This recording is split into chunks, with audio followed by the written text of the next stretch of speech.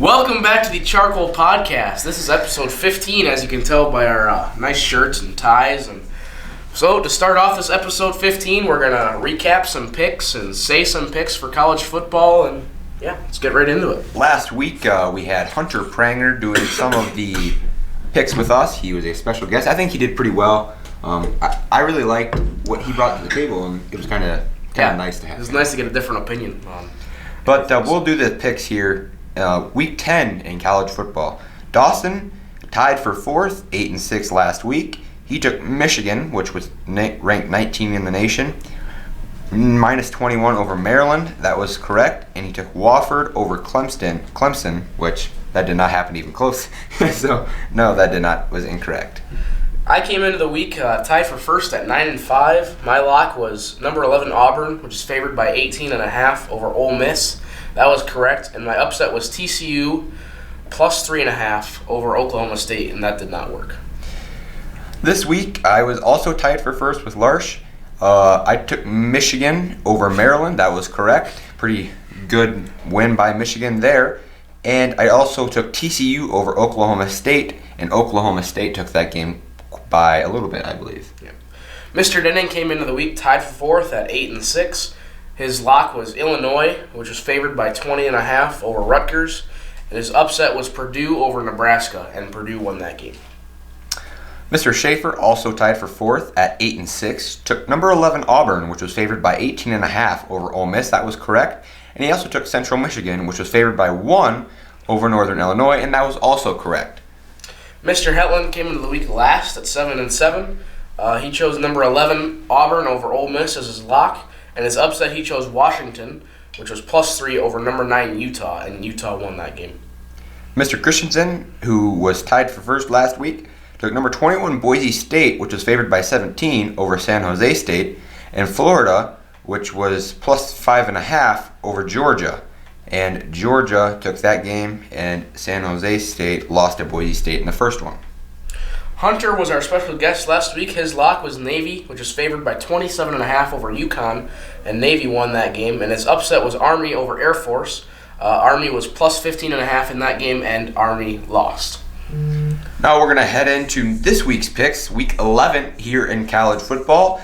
This week, Dawson is in the 6th spot. He is 9-7 now. He took Texas Tech, which is 2.5 over West Virginia as his lock. And his upset is number 17 Minnesota, which is 6.5 over Penn State. I come into the week tied for first at 10-6. My lock is number 10 Florida, which is minus 26.5 over Vanderbilt. And my upset is Appalachian State, which is plus 5.5 over South Carolina. This week I am also tied for first at 10-6. My lock this week was number 25 SMU, which was undefeated last week but lost one to Memphis. They are favored by 21.5 over Eastern Carolina University, I believe. ECU is what I have it on. I believe it's Eastern Carolina University, which that's kind of interesting as a campus name, because obviously there is no Eastern Carolina, so I wonder what state it's in. So I could look into that later. Also, I took number 16 KSU, which was plus 7 over Texas as my upset. Mr. Denning is coming into the week tied for first. His lock is Michigan State, which is favored by 14.5 over Illinois. And his upset is Northwestern, which is plus 2 over Purdue. Currently, the odds are not that way, but when you picked it, as if we were betting in Vegas, it locks to when you picked it. So it is plus 2 over Purdue. Mr. Schaefer tied for first this week, too. He took number 20 Cincinnati, which is favored by 35 over UConn. And his upset is TCU, which is plus 2.5 over number 12 Baylor. Mr. Hetland comes into the week last at 8-8. His lock is Cincinnati over UConn, just like Mr. Schaefer's. And his upset is Virginia Tech, who is plus 2.5 over number 19 Wake Forest. Mr. Christensen also tied for first this week with, well, actually we have a 1, 2, 3, 4, 5-way tie between 5 people. That's kind of cool, as we can have all tied for first. So things are going to start changing this week, hopefully. So someone's going to take a sole possession of the lead. Coach K took number 9 Oklahoma, which is favored by 14.5 over Iowa State. And his upset was number 18 Iowa, which is plus 9.5 over number 13, Wisconsin. So, with that, let's get into everybody's favorite segment. Oh, let's turn that down. That's probably loud. All right. We have topic number one. All right, high school basketball. In the coming months, we will soon know what the MVP Titans girls basketball team will look like. Can we do something that we've never done in the co-op with this team? I personally think so. You have Caitlin Briggs, a senior, coming up. She'll be a good leader of that team. You got players like Emily Fox, obviously, the stud 8th grader. She's an 8th grader, right? Yep. Yeah, 8th grader. And she's going to be lighting up the house with three-pointers and jump shots. And I personally think we can, but it just depends on when you want to. See, the thing is there's a lot of people that think that Caitlin Briggs and Emily Fox are going to have to run the show. But I believe that Maria Baker is going to come out there and she's going to fill a spot. I believe that there's other key contributors that are really going to help out the cause of this team. And I think that we can do something pretty special if the role players like Maria Baker and, other people like, who else we got on this team? Daisy Rahanic, that'd be another 4 spot. She's going to have to get good minutes, solid minutes for Coach K. Hallie Schmidt, that'd be a good wing spot there. Mm-hmm. I think we can. And we talked about it in a previous podcast that I think our goal this year should be a 4th place finish in state. I think so too. It is entirely possible that we do something that we haven't done before, but it's just starts. To do something we haven't done before is to get a 1st place in state, though. That would be something crazy. That would be pretty crazy. 9AA. Switch topics and 9AA. Well, 9AA. 9AA is kind of weird this year. So last week, we were all wrong. We picked Hamlin over Lemon McIntosh. This is the first time that Lemon McIntosh has ever gotten into the semifinal round of 9AA playoffs. I think that as a town, they are absolutely just so happy that they're here. But they've got Viborg Hurley, the best team in 9AA. I don't think there's a chance they can beat them.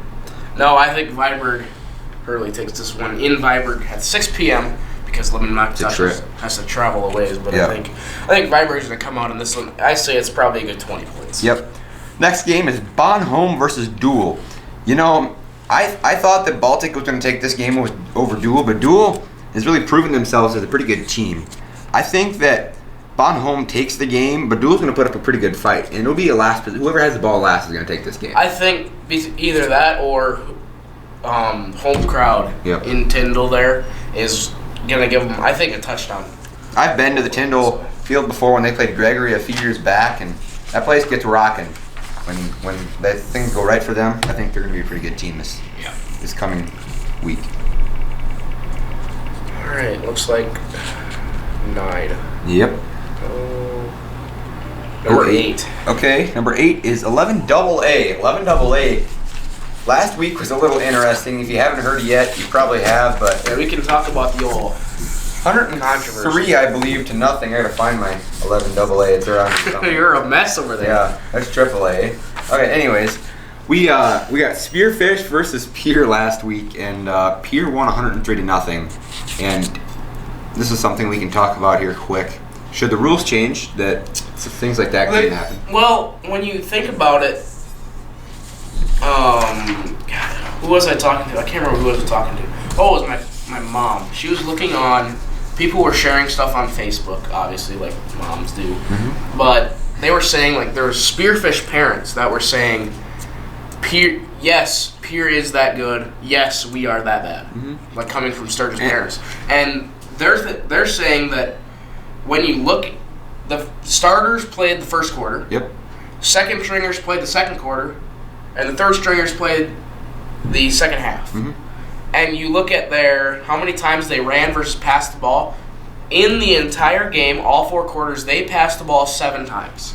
And I would also like to note that a lot of their points came off of special teams. Yeah. So, I looked at some of the stat lines for the game, and they're just stupid stat lines. It's not even realistic to think about. But, obviously it happened, and you have to respect the fact that it did. But the state has to change something. I think stuff like that cannot happen. It happens. Yeah. It could happen in 9-man. It could happen in 11B. But anything above that, it's not a rule. But when you look at it, would the mercy rule really have played a factor in this? I mean, Spearfish goes, I'm not saying all the way to Pier, but it's a pretty good trip to Pier. Yep. And after the first quarter, they're already talking, they want to go to each coach and each AD and say, do you just want to run the clock and stuff like that. And I never heard what they said on that one. But I read a thing about it, and they tried to do that. And it's against the rules. You do that, I mean, things could really, I mean, you're trying to be nice. You're trying to be cordial to the kids, and you're trying to stop this, because this really isn't what high school sports is about. I mean, if you go on the South Dakota State High School Activity Association website, and you look and see basically what their purpose statement is to get the kids out for sports, encourage them to become a better person, and they say that sports makes you a better person. Well, how can sports make you a better person if you go out and lose by 103 points and there's no mercy rule that gets you to go home? When you can't tell me that them kids wanted to be there. You can't. No. I mean, they were 0-9 in the regular season. They lost to everyone. They come into Pier, lose 103-0, but you can't really blame the kids that much. I mean, when reading stuff from Spearfish's parents, you look at it and they say no one really liked football in Spearfish because of their culture. Yeah. The culture that the coaches brought and stuff like that. And he said, what was it, like 4 or 5 days after they lost 103-0, Spearfish's coach resigned. Yep. I mean, that obviously what you need to do. You go 0-10 and you lose. I think points margin of 500. If you look back at their previous couple years, they have not been good. I mean, They really haven't had a winning season at all. I mean, it's not like they're really lacking. It's not like they're really lacking talent. I mean, they have some decent kids out there, but it's just they don't have anyone to coach them and get them right. And no one really wants to have the drive to do it. Anyways, we'll get back to this thing. I really feel for whoever has to play Pier, but I want to jump in on this. Just back to that Spearfish game. That coach, just the fact, he has played for, I think, 7 seasons, or been the coach for 7 seasons, and he's won 14 and lost 52. Oh my gosh. So you're averaging 2 wins a season. That's I'm not positive on the seasons, but I thought it was like 7. Just wow. A little bit of a fact. That's impressive. That's impressive. Hey, thanks for that, Dawson. Yeah, that was very good. Yeah. The next one, we got Pier versus Mitchell. Pier Mitchell. I think that if Mitchell pulls this off, something has to go crazy. I mean, the quarterback for Pier has to get hurt, and the whole line must break a leg or something, because Mitchell's must have a severe disease running through the school. I mean, yeah, I don't think there's any chance. There's no chance. Pier's going to take this. Brookings Huron. I think Brookings takes this one by a lot. I believe that Brookings just has a better team. Yeah, I think so. And looking back at who they played, Huron beat Yankton by, 15, I want to say. And Yankton beat Mitchell. Mm-hmm. So when you look at it, I don't think Huron's really that good. They just have a lot of seed points. But they are 5-4. And you play everybody, 8-1, basically, and you get probably a 11-8 or 11-8 team in there so you somewhere. got Pier and Brookings moving on, and that'll be an interesting one. That's just a rough class. I mean, it's tough to talk It's about. one of those in-between ones because you got 11A and basically 11A and level AA are just those 2 in-between classes between the really big schools and the decently sized schools. Mm-hmm. But when you look at it, 11B has so many teams that it's not even funny. So, Topic 2, we got the MLB MVP. If you could pick one person, who do you got? I'm thinking either Juan Soto or Rendon for the Nationals. I feel like those two are just really 2 big playmakers for the Nationals, and that helped them rebound after the season. And I think that Trey Turner is probably one of the better baseball players out there. I think that what he does defensively really boosts his team, and he's just a great hitter too. And that's what an MVP is. I mean, most valuable player. Yeah. But I think if you look at it, there's a lot of good players out there. But I think Trey Turner takes his side of the ballot. I think it'll be interesting to see who the voters are going to vote for and who's going to win it. Because no matter who they pick, there's going to be somebody that doesn't agree with them. Yep. That's just how it works. 14. Will the Dolphins get more than 1 win this season? Well, might as well just end the conversation. I don't know. I mean, they're just so bad. They could win this. I don't think they try. It's just, I don't even know how you can be that bad. I mean, you're in the NFL. You have They traded away one of their better corner or safeties, and they're just a trash team. And after their win against the Jets, I saw on Twitter a whole bunch of Dolphins fans were saying, "We want Bama." Yeah. Like, yeah, they would probably beat you anyway. But Probably. it's amazing how bad they are, to be honest. If you want a college team. 9, 11 AAA. It could be intriguing. Dolphins versus Bama. Topic 9. 11 AAA. Okay. We got a little bit of a recap. Roosevelt beat Watertown. O'Gorman beat Harrisburg by a little bit. Washington beat Lincoln, by 15. Kind of surprised the whole state in that aspect. And Brandon Valley beat Stevens. So now we're left with Roosevelt, O'Gorman, Washington, and Brandon Valley. What do you got here? So Roosevelt and O'Gorman, I think Roosevelt's going to take this one. They're obviously the number 1 team for a good reason, but O'Gorman, it was a really close game against Harrisburg, and I must say Harrisburg's not bad, but they're really not that good. Even though I picked them to win that game, it was really close. But I think O'Gorman is just not going to have a shot against Roosevelt. I agree, but I think O'Gorman really could come out with some firepower, and this could be an upset. I mean, AAA is kind of hard to pick because you never know. You never know who's going to show up. Like Washington showed up against Lincoln. Lincoln was rated 2. Everyone thinks Lincoln had a flying chance to win the state championship, but they lost the first round. So what can you do? AAA is weird also because inconsistency is probably the most inconsistent bracket, I think, in the whole state.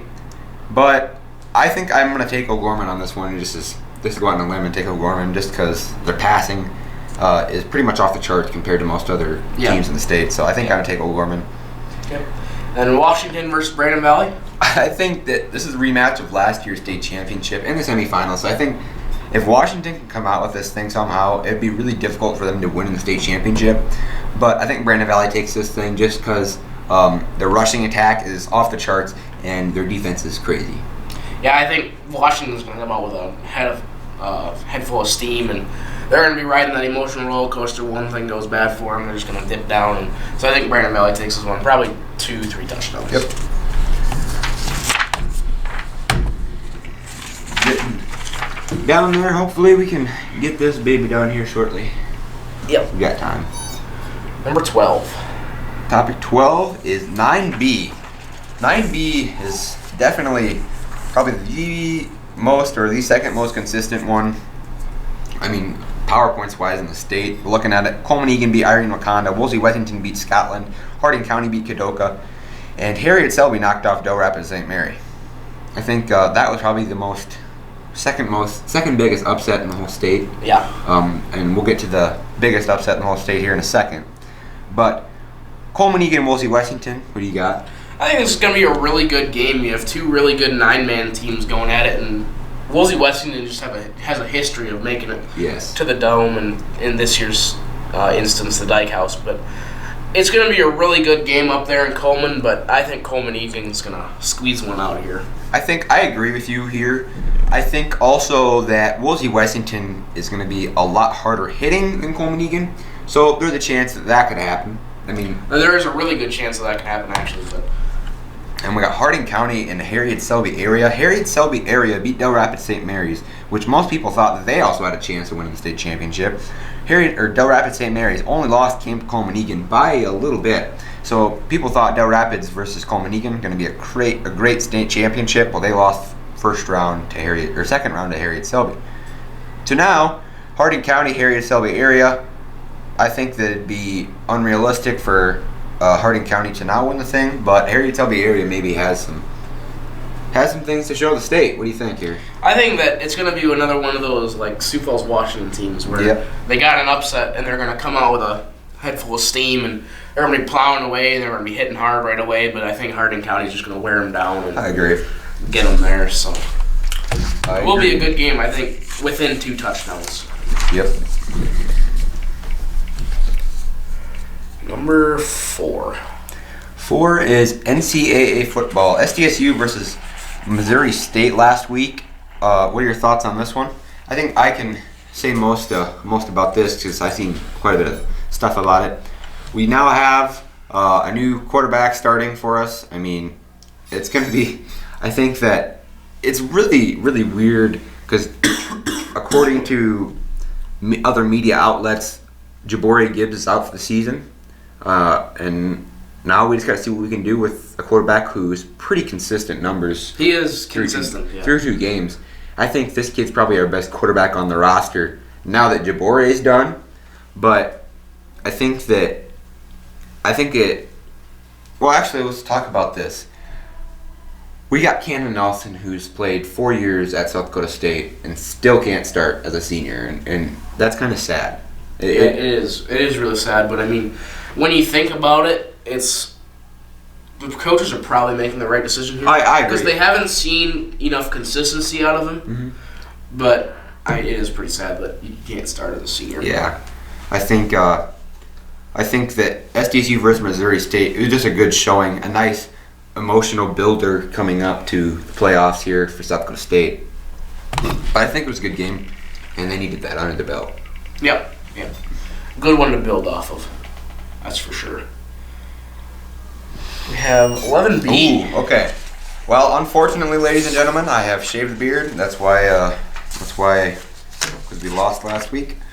Not happy about it, but I guess a couple controversial things we can talk about here quick. Yeah. I wouldn't say, and we can't be too biased, I guess, but the reffing was a little weird in the terms of we had an onside kick recovered by our guys, and they said that we can't do that. I guess it was touched by somebody else, which clearly we had like a little half circle around the ball, and as soon as it got to 10 yards, we hop on the thing. That's what we do. And apparently that couldn't happen. Trey Jones can't yell motion, which he's done in every single game throughout the whole year, and no one's even complained once about that. I think that was definitely weird. It was just weird. They threw a couple flags that were interesting, but that's besides the fact we lost the game. We could have played really well. Jesse Hastings got hurt, just overall not well. Here's the rundown. Bridgewater Emory beat Sioux Valley. Mobridge Pollock lost to McCook Central. Winner beat St. Thomas More, and Webster Area got by Mount Vernon Plankington. So now we're left with Bridgewater Emory Ethan versus McCook Central, and Winner versus Webster Area.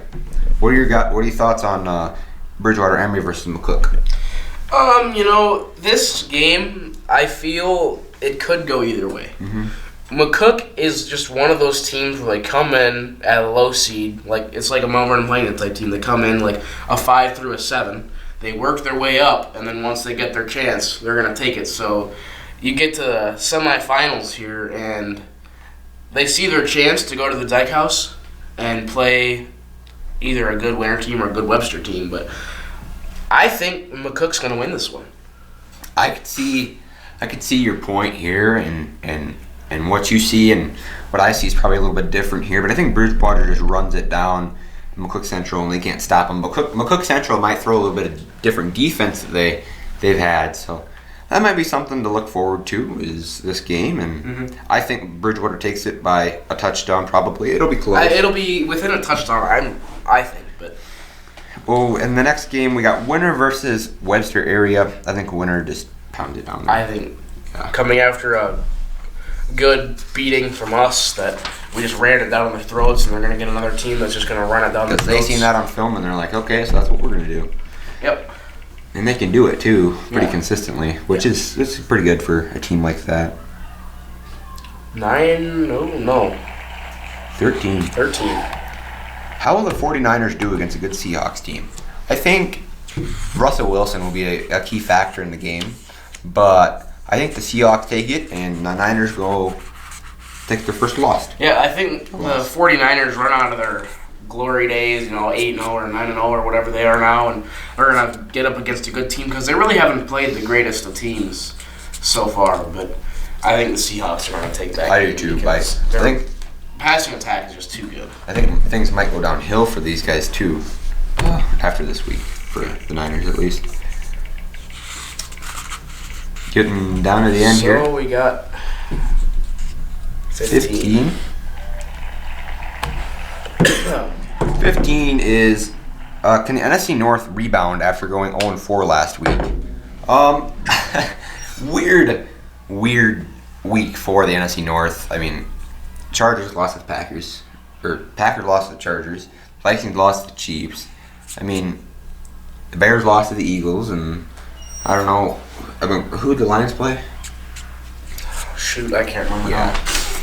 But it was just a weird week. And I think that we'll definitely rebound because it's really hard to lose another game after you do what they did. I mean, it makes the team mad when you lose like that, especially the Vikings, which I look at in terms of we can really come out here and do something special. But Kansas City just played a lot better football than we did last week, and I don't think we were quite ready to play. Yep. So will they be able to rebound? Yes.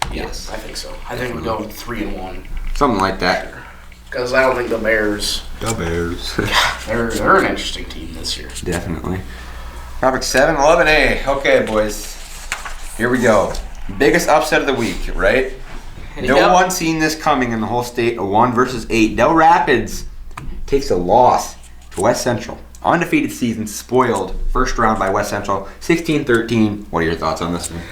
I mean, you look at the stats, and West Central should have won this game. According to the stats, they should have won this game by 20. Yep. I mean, and it came down to a last-second field goal by Del Rapids that they just missed. It was like a 40-yarder, and that's almost impossible from a high school kicker unless you get these bigger 11A, AA, AAA teams. But, I mean, I didn't see this coming for sure. I didn't. I don't think most people didn't. Unless you're from West Central, you probably knew you could do it, but could they pull it off? I mean, that was the thing. West Central versus Lennox next round. I take West Central in this one because I think they're just too good. Yeah, I mean, Lennox just barely squeaked one out from Madison, and I think West Central's just going to come out with a head full of steam, and I think they're going to take this one. I agree. The next game, we got T area. They beat Tri-Valley 49-6. Bless you. Yeah. And the next game is Canton versus Dakota Valley. Canton beat Dakota Valley 50-6. So now we're left with T area versus Canton. Canton 11B last year into 11A. Maybe gives you a hint that they should have been 11A for a while. Yeah. But, yeah. I think that T area beats Canton, and Canton goes home in the semifinal rounds. So we're left with West Central and T. I think so too. I think T's just that much better than Canton. They're going to take this one out. Yep. Topic 3. Yep, topic 3. Oh, the 76ers is the best team in the league. Okay. I think after some of their performances, one loss, I believe, so far on the year, pretty good year so far for them. I think that they need to be able to develop their three-point game a little bit more. They are crazy good at getting under the hoop and getting it home, and they're really good passers too. But if they can develop that three-point game, they are going to be hands down the best in the league. They could be great. They could be one of the better teams we've seen in a long time, since probably the 15 Golden State Warriors. Yeah. I think it's really hard for me to tell right now because there's so much inconsistency in the first couple of weeks of the NBA that you just have to wait for it to develop, and eventually you'll get those teams like all of a sudden the Suns are coming out of nowhere, and you get these teams like the Warriors. They've won one game, and it's just really interesting that they're doing that, and there's just so much inconsistency that you can't even. I can't judge it right now because it's too early. But I mean, I think. We'll see what happens. I mean, the NBA is probably the most inconsistent professional league. It's extremely inconsistent year to year. But we got topic 5. Do you agree with the committee's top 6? Okay, so right here we got the committee's top 6. We've got Georgia at 6. After they beat a Florida team with a loss to South Carolina, the committee puts them at 6. But they put a team like Clemson at 5. This really makes me mad. He's a Clemson fan, by the way. This really makes me mad. I don't agree with this at all. They literally have one close game to stinking. I mean, who was it? It was North Carolina. Yeah, they had one close game to North Carolina, and they put them at the 5 seed. But it gets worse. Penn State's ahead of them.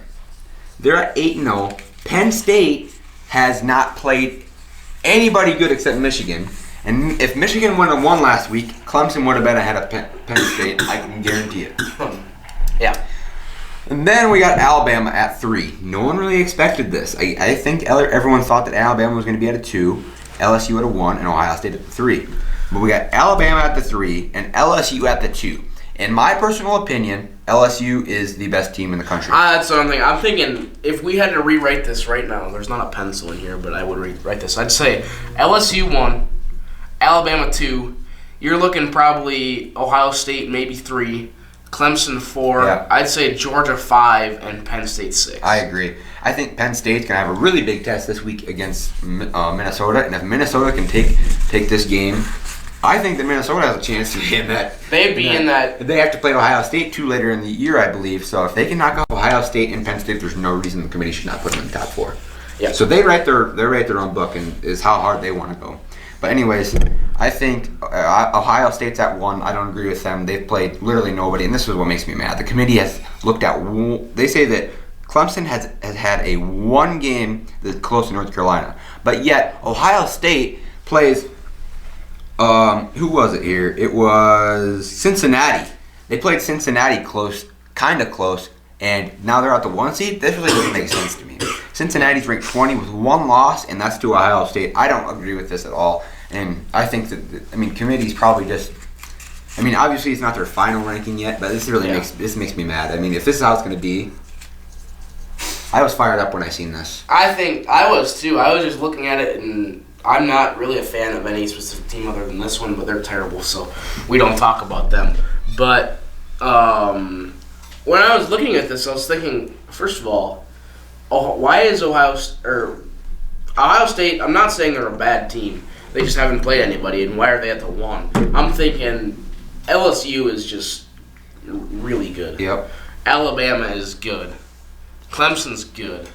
Ohio State's good. I think that's your top 4 right there. All right, next topic. We got to get out of here pretty shortly. 9A. 9A, all right, here we go. A rundown. Britton Heckler beats Burke by quite a bit. Gregory beats Howard by a little bit. Sully Buttes beats Warner by 8. And Canastota Freeman beats Wall by a lot. Now we got Britton Heckler versus Gregory. Who do you got in this one? This is really how we thought it was going to shake out here. Was it Hunter that said Howard was going to run away with this one? Or was it us two that said I don't remember. I can't remember, honestly. But I think Britton Heckler is going to win this game, especially playing on their home field. When you look at these close games, I always have to give home field advantage because if you can get a crowd that's loud and wants to cheer for you, then they're going to win the game. And we got Sully Buttes versus Canastota Freeman. Sully Buttes is going to run away with this one, I think. But Canastota does have a state championship under the belt as of last year, so I think that. I think it's going to be within 2 touchdowns for sure, maybe a touchdown, but I'm going to give this one to Sully Buttes. I am too, but you could see Canastota Freeman taking this game. Yeah, I definitely could, for sure. Yep. But there's just more of a chance that I can see Sully Buttes winning than Canastota Freeman. But with that, that's all for this 15th episode of the CharCole Podcast. From Cole Larsh, Charlie Perrine, and Dawson Man the camera, we'll see you next time.